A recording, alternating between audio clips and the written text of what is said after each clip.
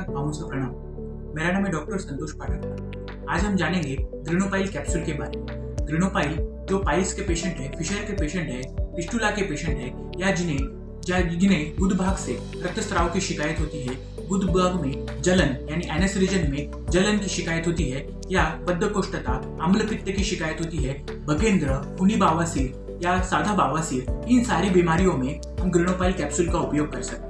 ग्रेनोपाइल इन सभी डिसीज में देने के बाद में पेशेंट को बहुत जल्दी रिलीफ मिलता है। इसके साथ त्वचा विकार हो, रक्त दूषितता हो, यानी रक्त दूषित हो जाने के बाद जिस पेशेंट में पाइल्स या फिशर की प्रॉब्लम्स बढ़ जाते हैं, उन स्थितियों में भी ग्रेनोपाइल कैप्सूल हम अच्छी तरीके से वहाँ पे रिजल्ट्स मिलता हुआ दिखाई देते हैं। बवासीर में दाह होती है, जलन होता है, चुभने जैसी शिकायत होती है, इन सारे प्रॉब्लम्स में, इन सारे सिचुएशंस में ग्रेनोपाइल कैप्सूल हम दे सकते हैं, जिससे बहुत अच्छे रिजल्ट्स हमें पेशेंट में मिले हैं। जिन पेशेंट्स को बद्धकोष्ठता है, कॉन्स्टिपेशन है, अम्लपित्त है, गैसेस का त्रास है और मूत्रकच्छता है यानी यूरिन में इन्फेक्शन होता है, इन स्थितियों में भी ग्रेनोपाइल कैप्सूल हम पेशेंट को दे सकते हैं। इसके साथ में बवासीर की शस्त्रक्रिया टालने के लिए भी ग्रेनोपाइल कैप्सूल बहुत इफेक्टिव, बहुत कारगर सिद्ध हुआ है। अन्न पाचन में बहुत महत्वपूर्ण कार्य करता है, जिसके वजह से संपूर्ण डाइजेस्टिव सिस्टम को आराम मिलता है। अन्न पाचन होने के बाद में जो बद्धकोष्ठता या कॉन्स्टिपेशन की शिकायत होती है वो दूर हो जाती है, अम्लपित्त की भी शिकायत दूर हो जाती है,